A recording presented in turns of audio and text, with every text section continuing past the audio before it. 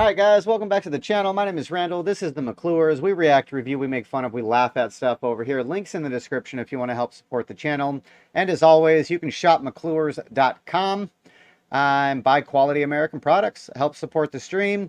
YouTube won't monetize me because they blow.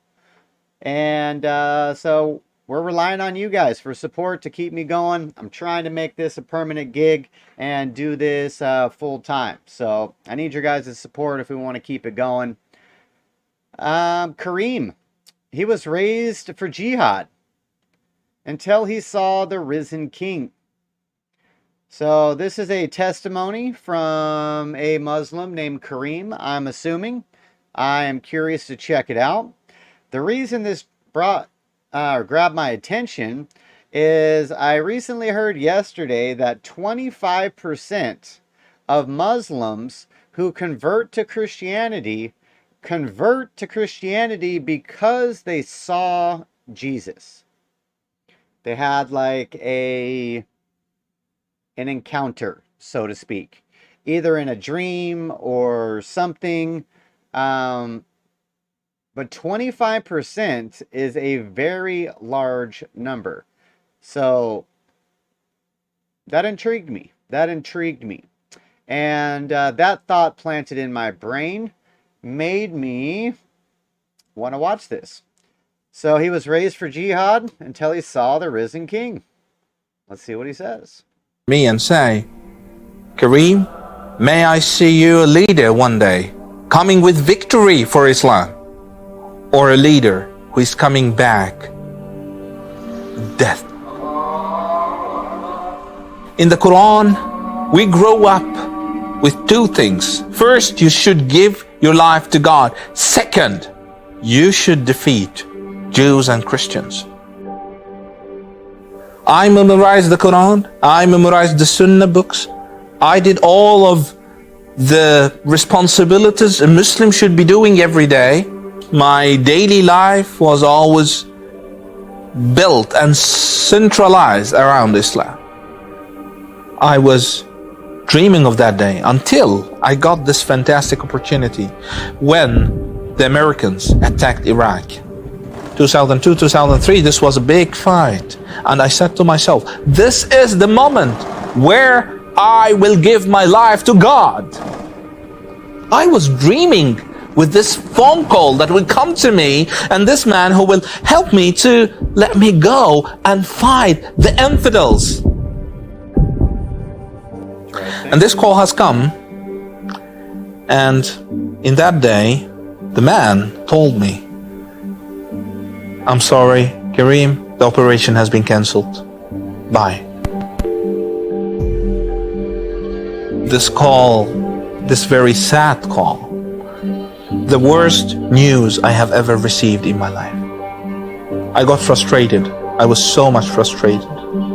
I felt that I lost everything.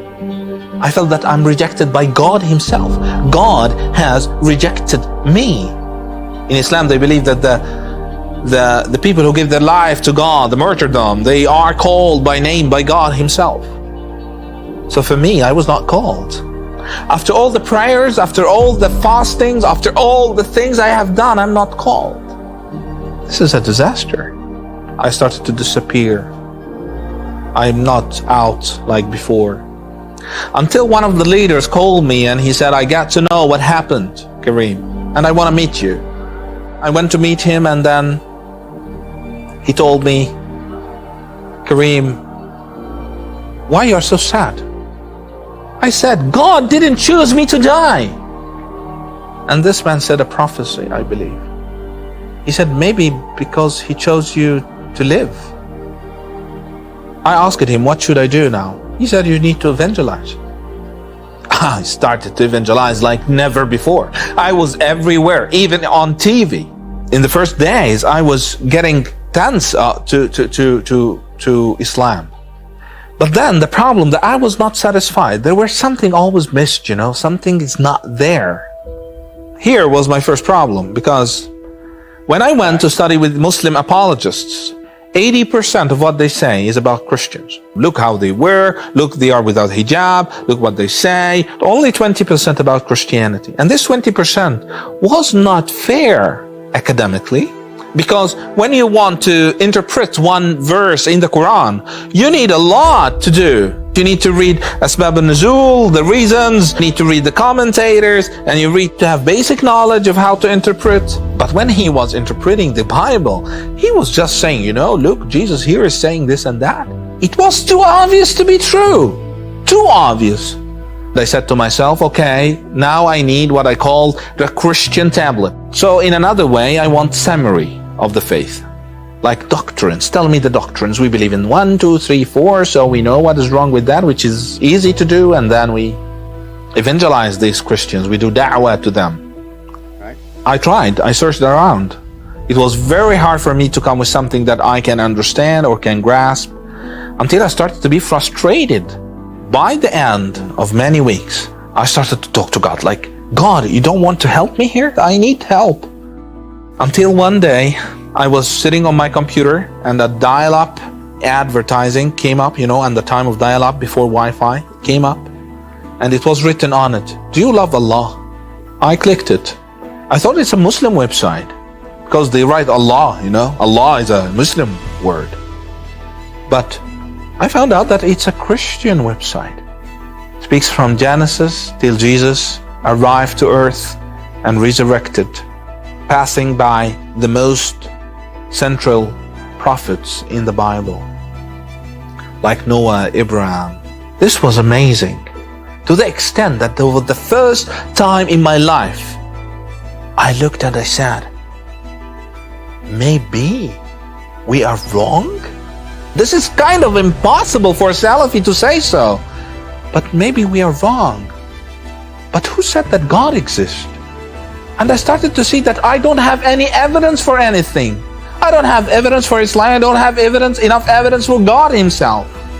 Which led me to atheism. And when I was atheist, I did everything you can imagine.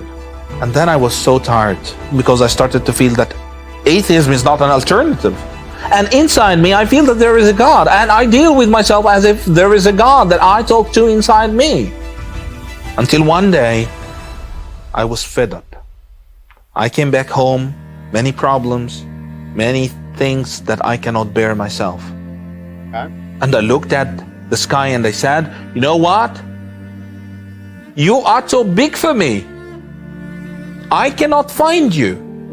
Please do something. I'm too small for you. Just do something and find me. It's not hard for you if you are there. On this night, I slept. And in my dreams, I saw that I'm running in a very long road. A lot of tree branches full of thorns chasing me, want to kill me. And at the end of the road, there were a man that I do not recognize. And I shouted, please help me, do something. He just extended his hand, put his hand on my shoulder and brought me before him. And once he looked at me, I found out that this is Jesus Christ. He looked deep in my eyes and he said, it's your time to follow me. I woke up on my dreams and I said to myself, okay, this is hallucinations, you know? This is hallucinations. I think that it's not true. Why Jesus come to me, you know? But in the next night, I got the same dream, the same details. I looked up to the sky, to the heavens once I woke up, and I said, you know what? This is not a joke here. I challenge you, if you can come to me one more time with the same details. Otherwise, I will not think of you again. Challenged him. I thought that he would never come. But he came. And this time he looked deep in my eyes and he said, didn't I tell you? Didn't I tell you? It's your time to follow me. Wow. I woke up while I cannot believe that this is true. I cannot believe that God is so loving. God is so amazing. God is God is so open. He didn't care that I'm challenging him. He was not feeling attacked. He was not feeling insulted. He was feeling that I love this guy and I want him. So he just came to me. I didn't wake up as a Christian, but I woke up as a man who's seeking the truth and knowing one thing, that this Jesus Christ is more than a prophet. This Jesus Christ is not what we think that he is. I was lucky to find someone to help me with that. And after 3 years, I got baptized in the name of Father, Son, Holy Spirit. And the thing is, since I was baptized, everything started to change. Every look started to change. I started to see people differently. For the first time of my life, I started to learn that I can love others unconditionally. We traveled somewhere in another country due to the persecution we had, and it was not easy for us. But what happened abroad was so unique. I got invitation from one of the associations that work in the synagogue. I accepted the invitation and I went for the first time in one of the halls of the synagogue. I was invited to be a keynote speaker in one of the events to speak about my testimony and what happened with me. So I said to them, for the first time, I can tell you, God healed me, and I can say that I love you. I love you. God is love, and He poured His love in our hearts. He poured His love in our hearts, and this is what we learned.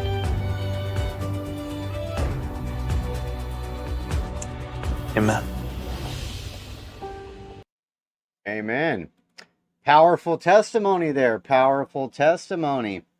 I got chills. I did get chills during that. But yeah, see, even he said right there that Jesus appeared to him in a dream. And like I said, what I heard is 25% of Christians that are that come from Islam left Islam because Jesus appeared to them in a dream. So that's very interesting. That's very, very interesting. At least it is to me. All right.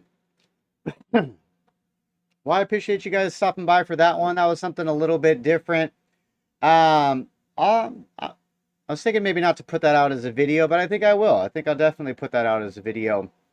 So if you'd liked it, let me know what else we should check out. Links down in the description if you want to help support. And you can always visit shopmcclures.com if you want to buy quality American products. We have all kinds of stuff. Pet stuff, women's stuff, men's stuff, household stuff. It's all made in America. So shopmcclures.com. I appreciate it. For everybody else on the live, we got a little bit more time today. Anything interesting that we should be checking out? What do you guys think? Anything interesting you would like to check out?